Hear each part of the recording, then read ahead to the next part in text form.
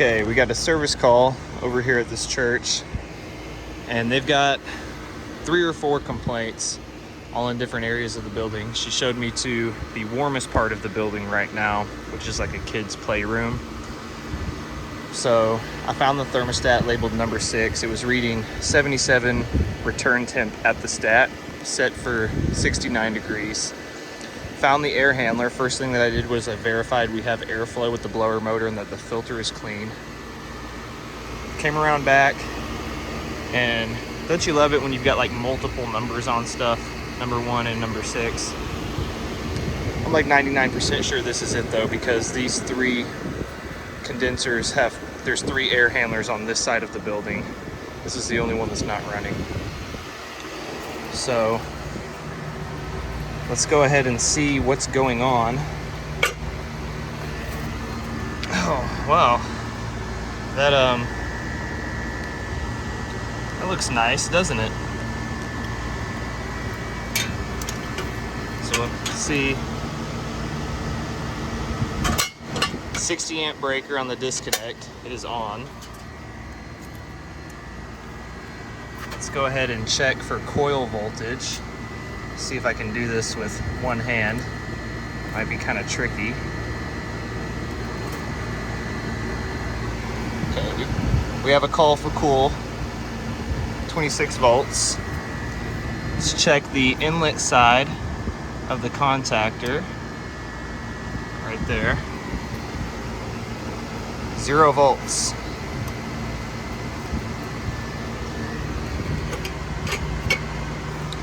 So let's pop this top off. Okay, you can see we're fully engaged, and this looks like our supply voltage right here.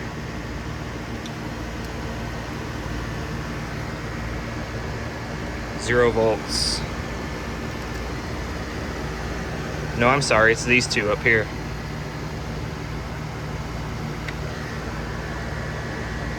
Zero volts. We'll check the ground. 7.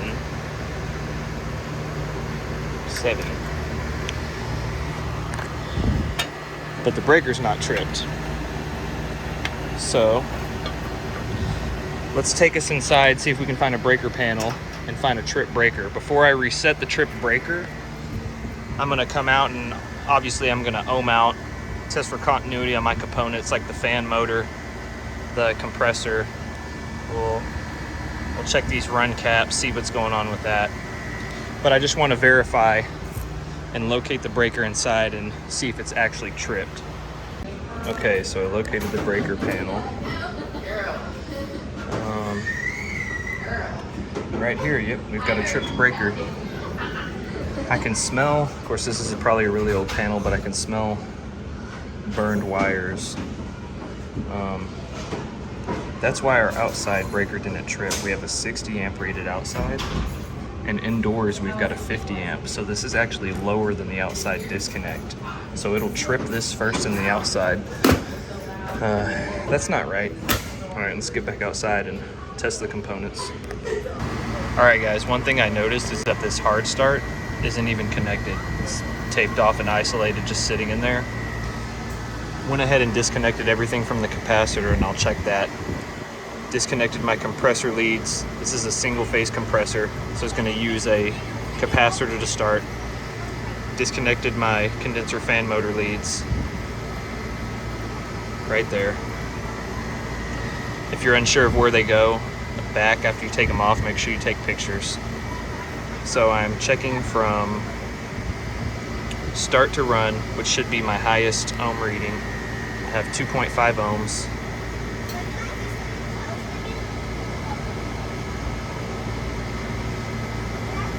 From run to common, 0.5 ohms. Now we'll go from common to start. 2.2, so it's not super alarming. If you add the lowest 2 up, it basically equals my highest value. I'm gonna go ahead, I've cleaned a nice little connection here, and I'm gonna check it to ground.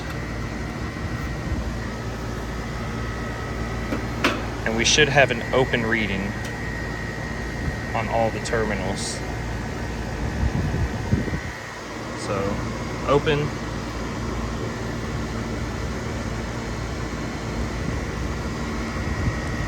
Open.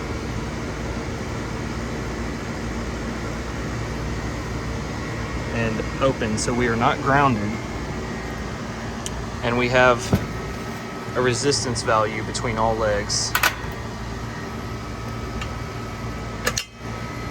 Let's go ahead and check the condenser fan motor.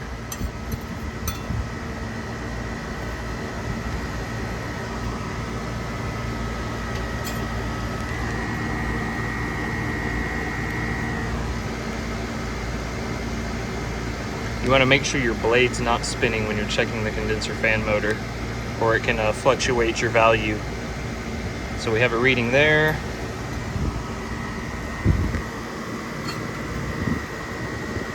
Let me see if I can get this over here.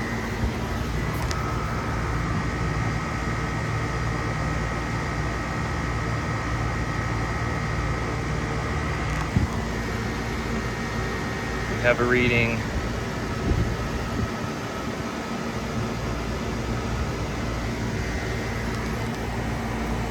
Wrong wire.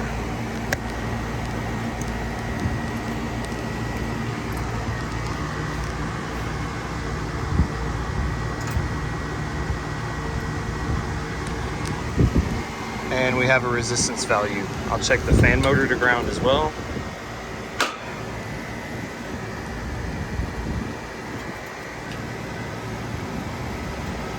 These alligator clips really come in handy. I just wish they were a little bit longer. So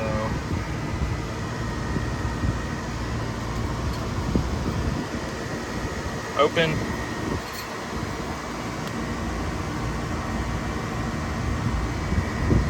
Open. Let's check our purple common.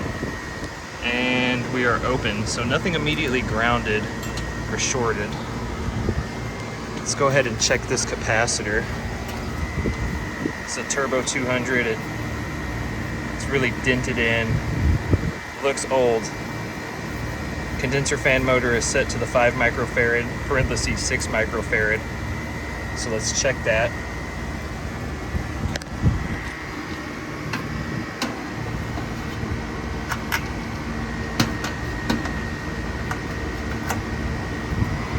So we'll switch our meter to the capacitance setting.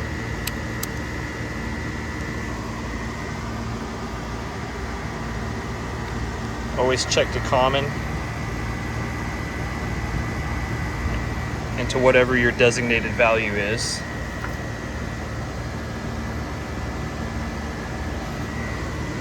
So right there, 5.4 microfarads. It's rated within the 5 to 6 range, so that's good. And now our Herm terminal on the compressor was at 50 microfarads. So that's reading 34. Let me check the 20, and if possible, might be able to reuse this in the time being if it's weak. Because 20, if I put a jumper from 20 to 50 and it's reading 30, then I'll have a value of 50. So there's 20 right there. So what I can do, let me add a jumper. Just like that right there. And now I should theoretically have a value of 50 because I'm only reading 30. So 54 right there. One thing I noted, we saw earlier that inside breaker at the panel was rated at 50 amps, and this one at the disconnect is rated at 60. So it'll trip the inside breaker first because it's a lower value. This unit, minimum fuse breaker 60, maximum fuse 60. So our breaker indoors is actually undersized at 50 amps. I'm gonna leave this jumper on here now to boost the value for the time being. We're gonna set everything back up. We know we have no immediate grounds or opens, so let's set it back up. I'll leave this off for the time being, and after I get everything wired back up, I'll have my probes on and ready, and then we will go reset the breaker inside. This is an R22 unit, so let me get all this situated back up and then we'll check back in and see what's going on. I've got my probe set up. You can see for my temperature clamps, I like to sand the copper to ensure a better connection. Programmed for R22. Those are our standing pressures. I don't have the humidity or airflow sensor set up right now just for this troubleshooting. But like I said, return temp of about 77 inside. Right now it's about 90 degrees. Gonna have a high of 109 right now. One thing I noticed on this line voltage right here is this wire insulation burn up. I'm wondering if maybe that made contact with something and could have tripped the breaker. So we're gonna inspect this wiring. That looks okay. I'm going to trim this back and make a better connection. I could just electrical tape it, but it looks like I've got some slack. So I've got everything else hooked back up. I'm gonna repair that real quick, and then we'll fire it up and see what it does. Okay, I trimmed that back, made sure my wire nut is secure and tight. Breaker inside reset. Let's verify voltage.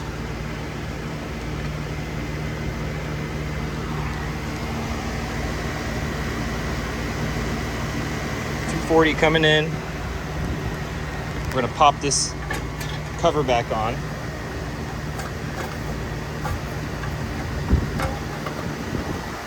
Just like that. Let me go ahead and put this screw back in.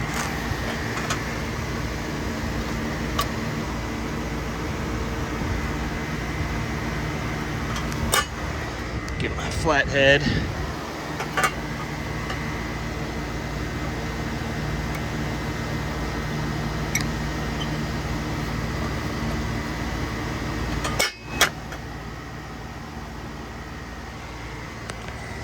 All right, amp clamp right there on my Herm for starting it.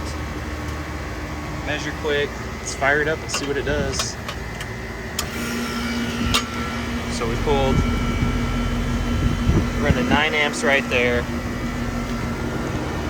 Let's see what the compressor is rated for. Compressor of 27, 1.4 for the fan.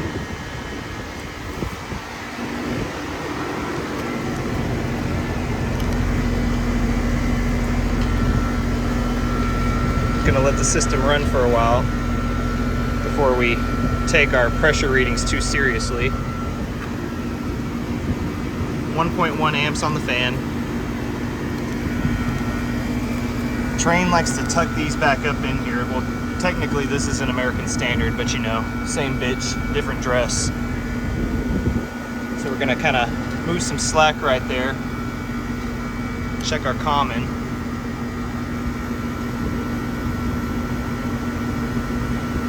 22.3 amps, 90 degree outside temp. Coils don't look too bad. I think I read on a service report that they had been cleaned sometime in the last couple weeks.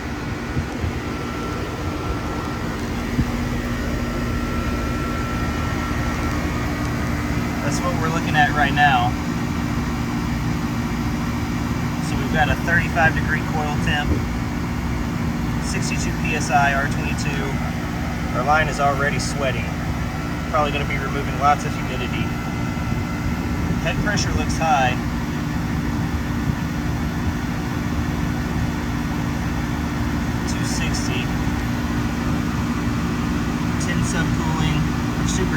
continue to drop. I'm gonna let it run for about 10 minutes or so, and then we'll recheck the pressures and see what it's looking like. Okay, I've had the unit running for about 15 or 20 minutes or so. Still pulling 22 amps, rated at 27. I checked the air handler inside, which is an upflow. The filter's clean. Coil is on the bottom. We have a piston fixed orifice metering device. So we're more worried about superheat than we are subcooling. Pressures right now aren't looking too bad. This is a lower efficiency system, probably around 12 SEER. It's from 2004, 2005. So about 250 head, around 7 subcool. See, our suction pressure is still kind of low, and we're showing no superheat, which means we may be slugging the compressor. It's possible that the blower speed is set too low. I did check the blower capacitor inside, and it's rated at 15 microfarads, and it's only about 7.8. So that might have something to do with the airflow. So far, I'm not seeing what could have tripped the breaker inside, other than possibly that wire that may have come in contact with the cabinet. We do know that our breaker inside is undersized at 50 amps. It needs to be a 60 amp breaker. So I'm gonna get with the lady that manages this here at this church. Recommend that we replace the capacitor. You can probably get by in the meantime with that little jumper on there to give me 50 microfarads, but I'll recommend we replace it. I might also mention to come back with a hard start kit. So this one's rated at 270 to 324 MFD. I tested it and it's bad. So that's why it was disabled. It's probably been like that for a while. So I'll see if she wants to replace this. The contactor's good. There's very little pitting on it. See if she wants to replace the capacitor, the blower capacitor, add a hard start, and then I'll try to adjust the airflow, the blower speed, and see if we can kind of raise our suction pressure a little and not have such a low superheat. The charge at this time isn't appearing to be low. So let me get with the manager here, see if she'll approve the repairs. I'll go to the supply house, get what I need, come back, slap it on, and we'll go from there. Okay guys, just giving you a follow-up on this American Standard train unit I was working on. I talked the manager into letting me go get the stuff after I looked at another couple units. I replaced the blower cap, made sure the blower speed was set to high. Coil is clean. Replaced the capacitor and added a hard start kit. That existing kit that was in there was bad. So I like to use the 521 hard starts. I think they've got the highest quality, and it's basically dummy proof for wiring it up. It comes with a schematic on the back of the package for either a 2-pole or a dual run capacitor, which is what we have in this instance. And the wires are labeled striped red. You can't mess it up. It literally shows you where to go. Running 24 amps. It is currently 100 degrees. Like I said, data tag says 27.7 amps. We checked our pressures earlier. It's about as good as it's going to get for this old unit. Superheat's kind of low, but it is a piston. Subcooling's okay. My coil wasn't blocked up. It's a mismatched system. The air handler in there is an old heel or Heil unit from God knows when. So nothing is super ideal or going to be perfect, but this will get them by in the meantime. I'm going to go ahead and give them a quote to replace this, simply due to the age and condition and that it's R22. And thanks for watching, guys.